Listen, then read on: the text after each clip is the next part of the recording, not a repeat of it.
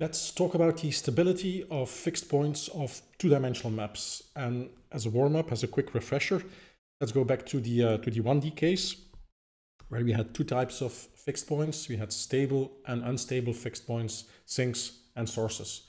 Now, for the case of the sink, we had a fixed point where if we were looking at an epsilon neighborhood around that fixed point, where every point in that neighborhood would eventually map onto the fixed point. So this is a stable situation. Here we have a sink.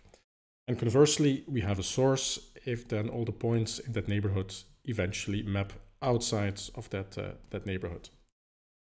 So the question is, how can we generalize this to two dimensions? Now, obviously, in two dimensions, the epsilon neighborhood is no longer a line, but becomes a disk. So pause the video and see if you can draw some images of that epsilon neighborhood in case we have a sink and a source.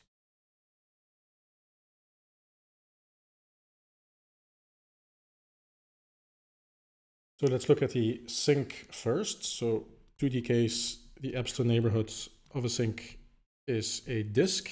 And then we look at the image of that disk, the image under the map. And if you have a stable fixed point, then all the points should move closer to the sink. So therefore the image will be something like this, which will have shrunk around the fixed point. So this is the situation of a sink. Conversely, for the source, if you have a source, then after applying the map, all the points should move out of the epsilon neighborhood, or should at least start moving out. So in that case, the image might look something like this. So here we have a source.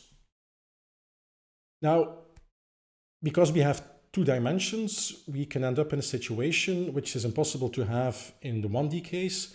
Namely, we could have a mixture of an attracting direction and a repelling direction. So for example, we could have the situation where if you look at your epsilon neighborhoods and you calculate the image under the map, that it might look something like this, for example, that in one direction things have shrunk like this, and in the other direction things have expanded.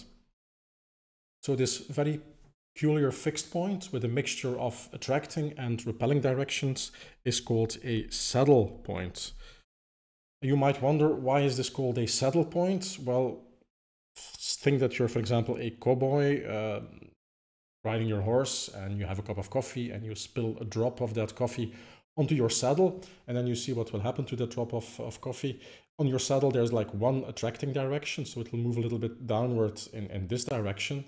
But then also there's a repelling direction in your saddle, namely eventually it will quickly slide off to the sides of the horse. So trajectories typically look something like this, where they start a little bit attracting, but then eventually the repelling direction takes over. So this is why these points are called saddle points. Now pause the video and think about whether saddle points are actually stable or unstable.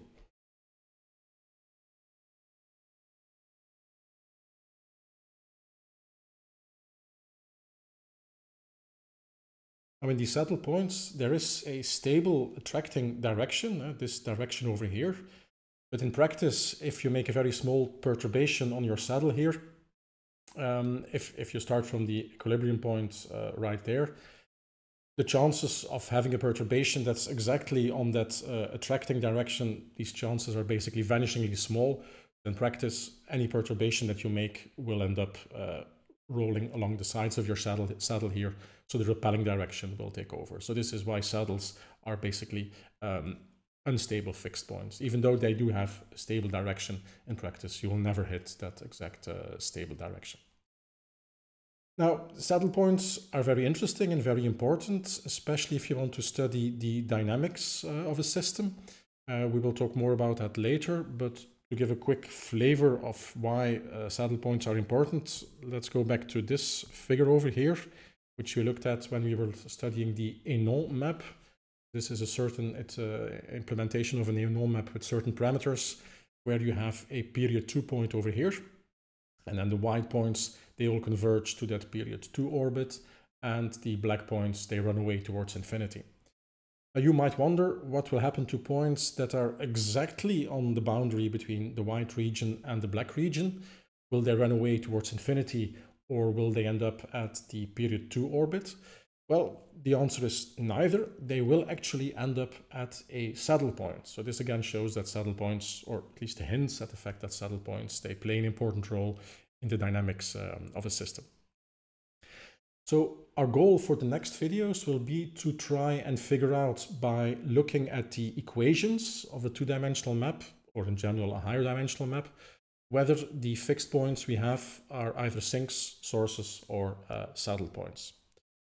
Now, the way we're going to do that is again by taking inspiration from the 1D case. You might remember from the 1D case that the derivative played a very important role there, because the derivative tells us to what extent orbits will shrink or expand, depending on whether they're larger or bigger than 1 in magnitude. So derivatives obviously have everything to do with tangent lines to maps, to linear approximations of that map. So what we're going to do is something similar. We're going to study linear approximations to nonlinear maps and hopefully use those to draw some conclusions about the stability of the fixed points.